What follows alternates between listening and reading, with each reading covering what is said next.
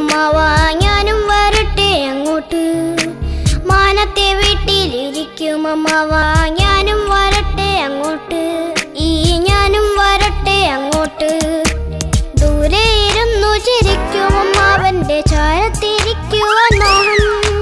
ദൂരെ ഇരുന്നു ചിരിക്കും അമ്മാവന്റെ ചാരത്തിരിക്കുവാൻ മോഹം. ആകാശമുറ്റത്തെ നക്ഷത്ര കൂട്ടരത്തോടിക്കളിക്കുവാൻ മോഹം. ആകാശമുറ്റത്തെ നക്ഷത്ര കൂട്ടരത്തോടിക്കളിക്കുവാൻ മോഹം. ഓടിക്കളിക്കുവാൻ മോഹം. മാനത്തെ വീട്ടിലിരിക്കും അമ്മാവാ ഞാനും വരട്ടെ അങ്ങോട്ട്.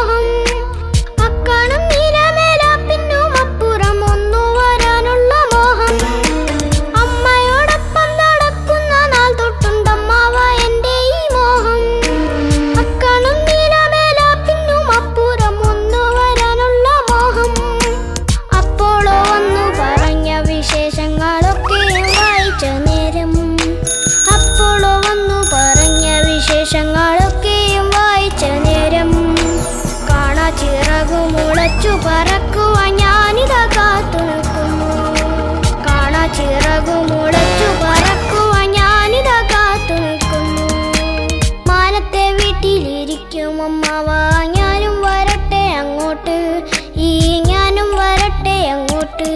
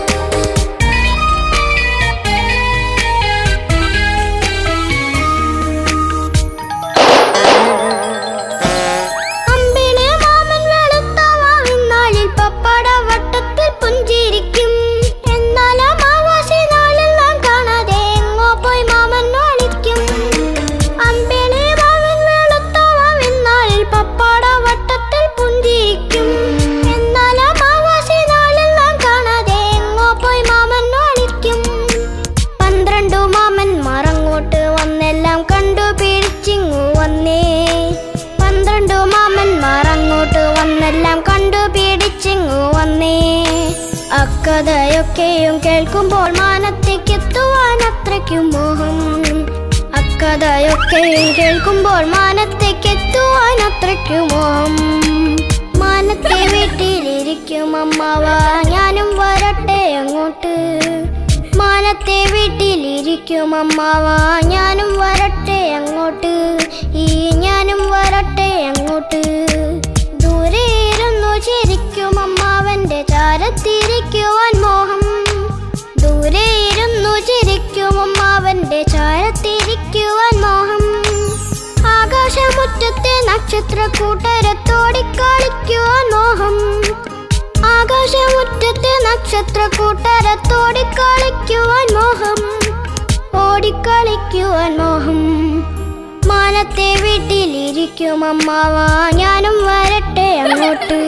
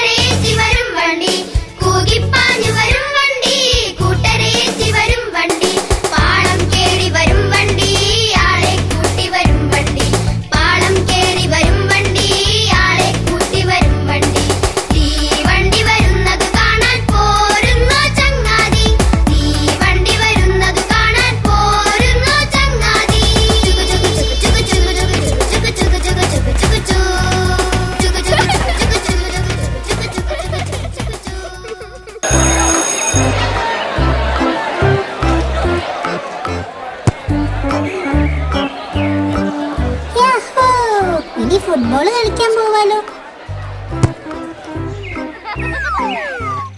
എനിക്ക് വീഡിയോ ഗെയിം കളിക്കാനും പോകാം. എനിക്കിനി കുറച്ച് ലഡു കഴിക്കണം. നിനക്ക് ഏതു നേരവും ഈ ഭക്ഷണത്തെ കുറിച്ച് മാത്രമേ സംസാരിക്കാനുള്ളൂ. ഫുട്ബോൾ ഭക്ഷണം കഴിക്കുന്നത് എന്താ ഇത്ര മോശം പരിപാടിയാണോ? ഹേയ്, അങ്ങനെയല്ല, ഞാനൊരു തമാശ പറഞ്ഞതല്ലേ, നീ സീരിയസ് ആവാതെ. അതെ, ടോമി പറഞ്ഞതിലും കാര്യമുണ്ട്. അതത്ര മോശം പരിപാടിയൊന്നുമല്ല. ഭക്ഷണം കഴിക്കുന്നത് നമ്മുടെ ആരോഗ്യത്തിന് വളരെ പ്രധാനമാണ്. ശരി ശരി, നമുക്ക് വേഗം പോയിട്ട് ലഡു കഴിക്കാനുള്ളതാ.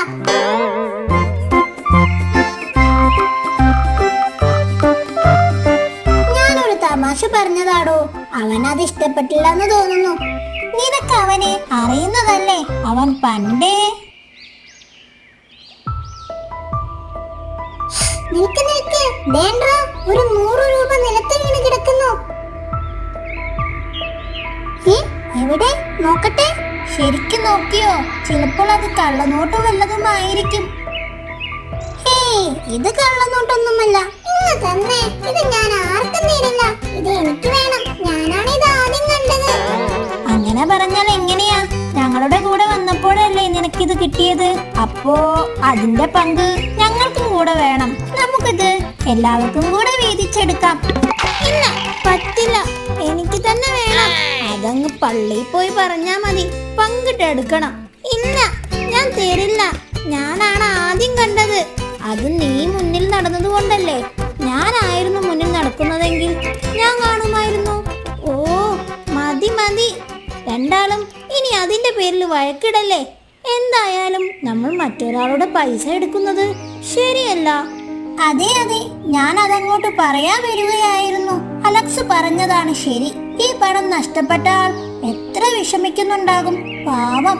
അലക്സ് പറഞ്ഞതാണ് ശരി. നമുക്ക് ഈ പണം ആവശ്യമില്ല. അതെ, നമ്മളിതെടുക്കില്ല. ഈ പണത്തിന്റെ യഥാർത്ഥ ഉടമയ്ക്ക് അത് തിരികെ നൽകണം. പക്ഷേ എങ്ങനെ? യഥാർത്ഥ ഉടമയെ കണ്ടെത്താൻ ഒരു വഴിയുണ്ട്. അവർ തങ്ങളുടെ പണം തേടി ഈ വഴിയിൽ അവിടെ എവിടെയെങ്കിലും ഉണ്ടാവും. അതും ശരിയാണ്. അവരെ കണ്ടെത്തിയാൽ പിന്നെ ഈ പണം അവർക്ക് നേരിട്ട് നൽകാം. എന്നാൽ സമയം കളയണ്ട, നമുക്ക് ഇപ്പോൾ തന്നെ പോയി നോക്കാം. വേഗം വാ.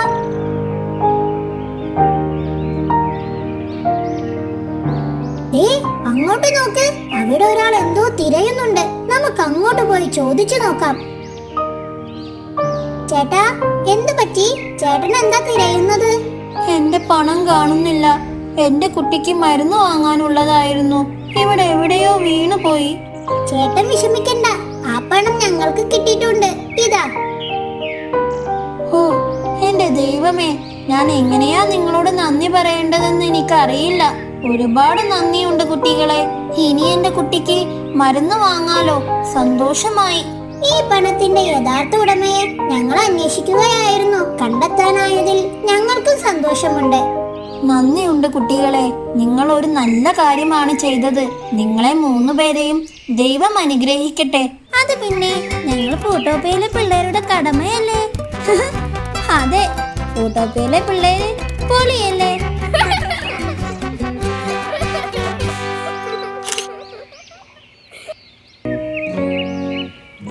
ഇതാണ് ടോമി സ്വപ്നം കണ്ട കിണാശ്ശേരി.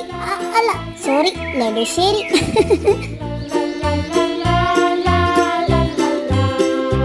ടോമി, ടോമി, നീ എങ്ങനെ ഇവിടെ എത്തി?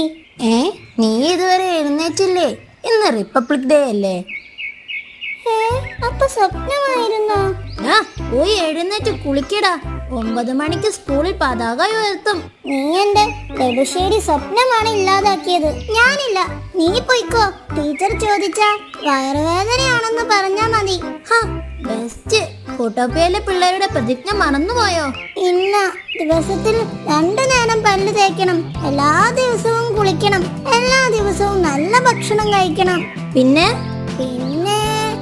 എല്ലാ ദിവസവും നേരത്തെ സ്കൂളിൽ പോണം. Good boy. Attention. Hi friends, happy republic day. നീ ഇതെന്താ ആക്ഷനാ ചെയ്യുന്നേ? ഇതാണ് സല്യൂട്ട്. സ്കൂൾ പതാക ഉയരുമ്പോൾ എല്ലാവരും ഇതുപോലെ പതാകയെ നോക്കി സല്യൂട്ട് ചെയ്യണം. ടീച്ചർ പഠിപ്പിച്ചു തന്നതാ.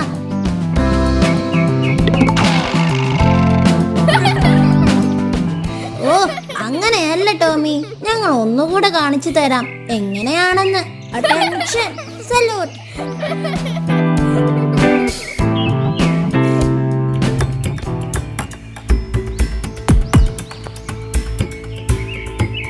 എന്തു പറ്റി ജൂലി? അവിടെ ഞങ്ങളുടെ വീട് പൊളിക്കാൻ പോകുന്നു. ആര്? മുന്തിരിക്കണ്ണനും അവന്റെ ഫ്രണ്ട്സും. ഇവൻ ഇത് എന്തിന്റെ കേടാ? ഇതുവരെ കിട്ടിയതൊന്നും പോരെ. വാ, സംസാരിച്ചു നിൽക്കാൻ സമയമില്ല, നമുക്കൊന്ന് പോയി നോക്കാം.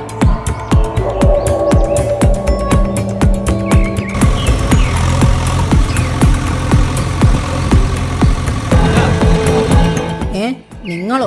മാറി നിൽക്കടാ മുന്നിൽ നിന്ന്, അല്ലെങ്കിൽ ഈ JCB വെച്ച് നിങ്ങളെയും ഞാൻ തട്ടിത്തെറിപ്പിക്കും. എന്താണ് നിന്റെ പ്രശ്നം? നീ എന്തിനാണ് അവരുടെ വീട് പൊളിക്കുന്നത്? ഈ സ്ഥലം എന്റെ ഡാഡിയുടേതാണ്. ഞങ്ങൾ ഇവിടെ വലിയ ഫ്ലാറ്റ് പണിയാൻ പോവുകയാ.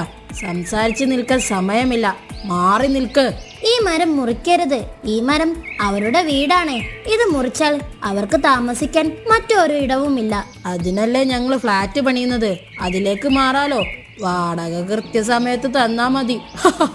മരങ്ങൾ ഇല്ലായിരുന്നെങ്കിൽ നമ്മളില്ല, അത് നീ മറക്കരുത്.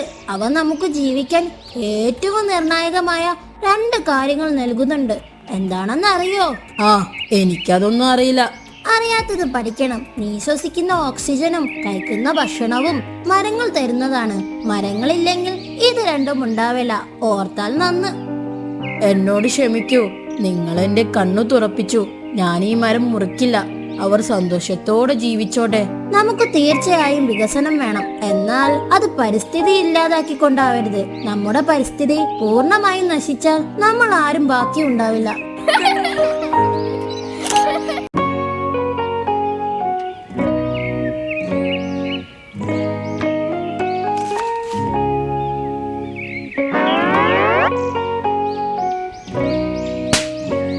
ജോമി, പോയി കൈ രണ്ടും സോപ്പിട്ട് കഴുകി വാ, എന്നിട്ട് അത് എടുത്ത് കഴിച്ചാൽ മതി. ടീച്ചർ പറഞ്ഞു തന്നിട്ടില്ലേ കൈകൾ രണ്ടും കഴുകിയിട്ട് വേണം ഭക്ഷണം കഴിക്കാനെന്ന്? ഓക്കേ, ഞാൻ കൈ കഴുകിയിട്ട് വരാം. മതി കൈ കഴുകിയത്. അമ്മ ചോദിച്ചാൽ കൈ കഴുകിയതായി പറയാം.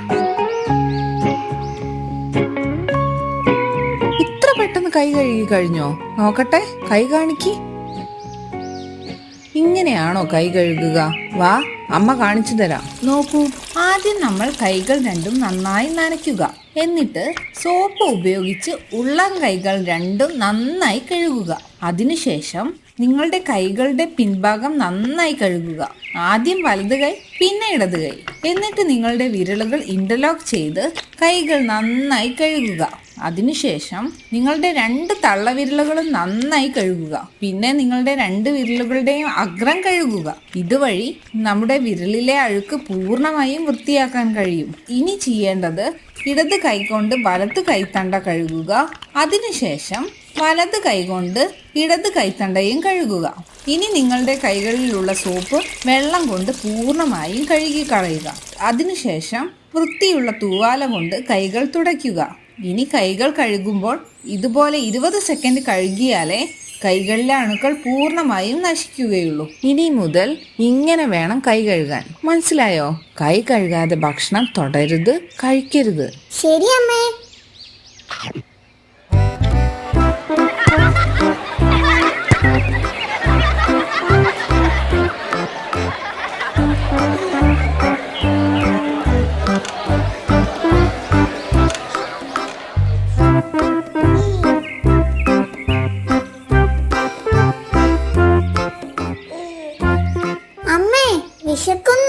പോയി കൈ കഴുകുക. നല്ലോണം സോപ്പിട്ട് കഴുകണം. ഇന്നലെ അമ്മ കാണിച്ചു തന്നില്ലേ, അതുപോലെ.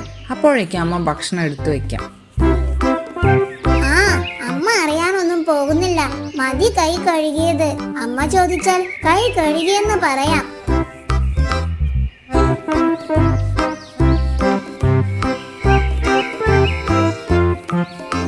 അമ്മേ, ഗുഡ് നൈറ്റ്.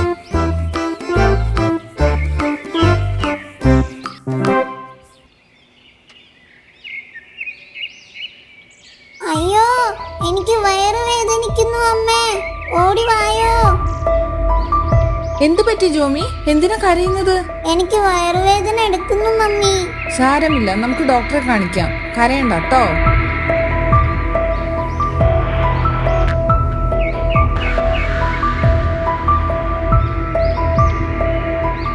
ജോമി, നീ ഭക്ഷണം കഴിക്കുന്നതിനു മുന്നേ കൈ നല്ല രീതിയിൽ സോപ്പിട്ട് കഴുകാറില്ലേ? അത് പിന്നെ കൈ കഴുകിയില്ലെങ്കിൽ ഇതുപോലെ വയറുവേദന വരും, പിന്നെ സൂചി വെക്കും, ഓപ്പറേഷൻ ചെയ്യേണ്ടി വരും. വേണോ? അയ്യോ വേണ്ട ഡോക്ടർ, ഞാൻ ഇനി മുതൽ കൈ കഴുകാതെ ഭക്ഷണം കഴിക്കില്ല. ഗുഡ് ഗേൾ, ഞാൻ കുറച്ച് മരുന്ന് തരാം, അത് സമയത്തിന് കഴിക്കണം. എല്ലാം ശരിയാവും. നാളെ മുതൽ സ്കൂളിൽ പോകാം. പക്ഷെ ഒരു കാര്യം നിർബന്ധമായി ശ്രദ്ധിക്കണം, കൈകൾ എപ്പോഴും സോപ്പിട്ട് വൃത്തിയായി സൂക്ഷിക്കണം, പ്രത്യേകിച്ച് ഭക്ഷണം കഴിക്കുന്നതിന് മുന്നേ. എന്നാലേ അസുഖം വരാതെ നോക്കാൻ പറ്റൂ. തീർച്ചയായും ഡോക്ടർ.